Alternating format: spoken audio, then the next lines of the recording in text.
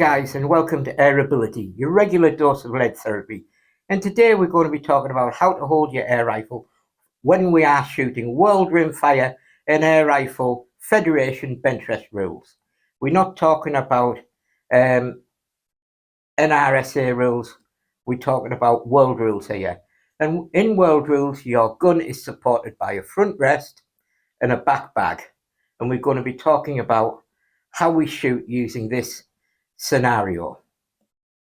First of all, I get a lot of questions about the front rest, and will certain front rests allow the front end of the rifle to move in such a fashion that you will be able to aim at all the targets on a bench rest target? What I want to say about that is most bench rests will accommodate this. I have a 7mm and it accommodates it easily. If you're having difficulty hitting all the targets with your rifle and you don't feel there's enough movement on the rest, it's usually just down to geometry. If you move your rest closer towards the back bag, it will allow more influence and movement of the end of the barrel, and you'll be able to most likely shoot all of the 25 targets and the sighted targets on a World Rules competition target. So before you start throwing the rest out and saying you need a new rest, just think about bringing it a little bit closer to you. It might make all the difference. I just want to say one thing. We can't have the wings on these rests tightened up so it impedes the movement of the rifle. But what is really important is the sand in the bottom of the bag, that it's flat and it's even, and it gives you a good solid base so the rifle is held level. Moving back here, we have the back bag. Now, I get an awful lot of questions about a back bag and how a bag should hold the rifle. The back bag has wings, as you can see, and when you go on the websites and you look at some high-end manufacturers of bags, they give you several sizes and of the gaps that these wings can accommodate, the butts that these wings can accommodate. Now, usually the exact size of your butt will be quoted and you can order that. What I will say is, if your gun size is not listed, I always buy the smaller gap, because it's better to have the butt slightly tight than wobbling around. Because after all, you want a good solid base for your gun to be able to shoot from. And also remember, the bags come in various different heights, and you need to buy a bag that will allow you, with the rest that you've got, to shoot in the middle of the target at 25 meters and be high enough for it to feel comfortable for you. So it's best doing a little bit of research before you order your bag, and possibly start resting your gun on some books and things and measuring them, and to see what height of bag you want as well. This is very important. If you get the right back bag, things can be a lot more comfortable when you shoot, and you will get better results. Now, let's talk about holding the rifle. Well, it's not really holding the rifle. In bench rest, all the weight's taken by the back bag and the front rest, and that's what makes it such an attractive sport for people who can't hold the full weight of a rifle for a long time. So when you're holding a bench rest rifle, what you're trying to do is not hold the bench rest rifle. You're trying to have as little influence as possible over the gun while you're shooting it. So for instance, the last thing you want to be doing is transferring your heartbeat into the gun and having that crosshair wobble and things like that. And I'm going to just have a little chat now and talk about how I go about holding but not holding a bench rest gun.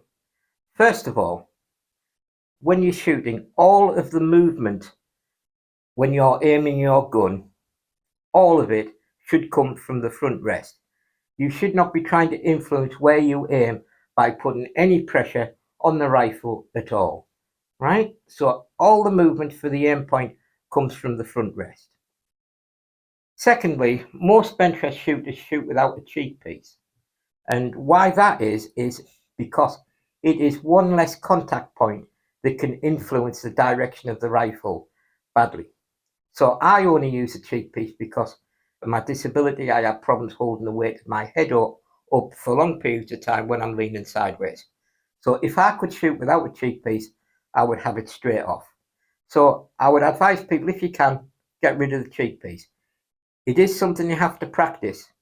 It won't come naturally. but once you master shooting without a cheek piece, it can have some really fantastic results. Now, when you're lining up to your gun here, right, when I'm lining up to my gun, and it looks like I'm actually holding my gun, but I'm not. There is air behind the butt here. The butt is floating.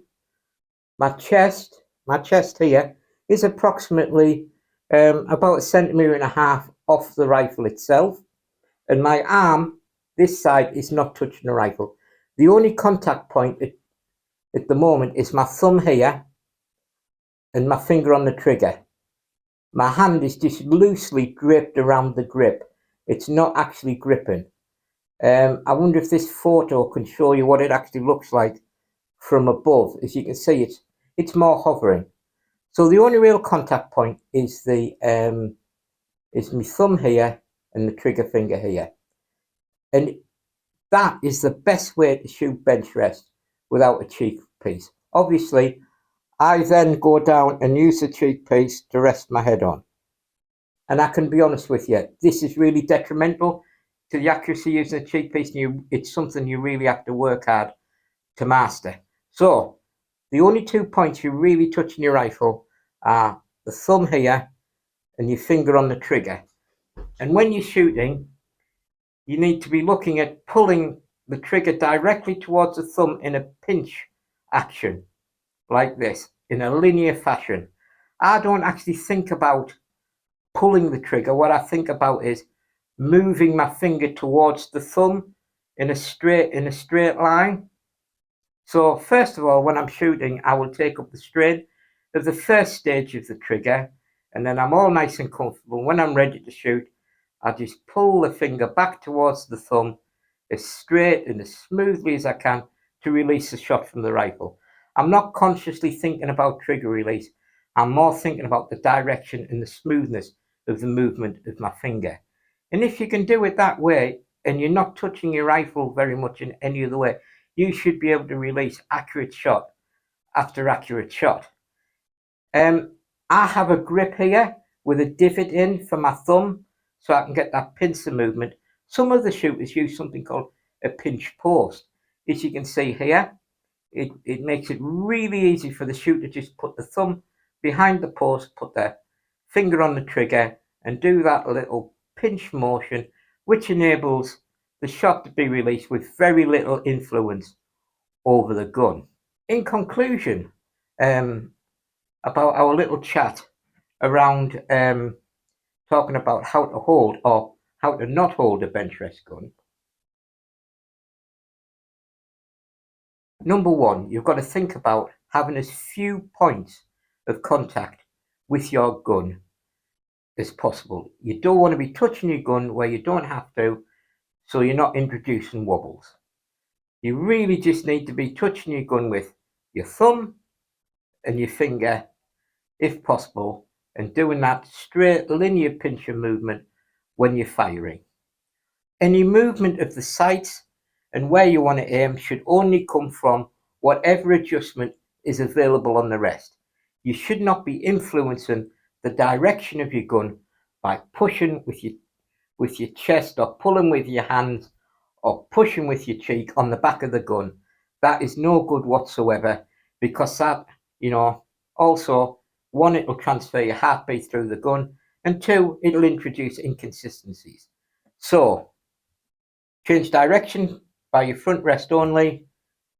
Try and have as few points of contact with your gun as possible. If you can all do it, lose the cheek piece, and then practice. That's all you can do. Right then, guys, until next time, you keep living the airgun dream and take care. Bye-bye.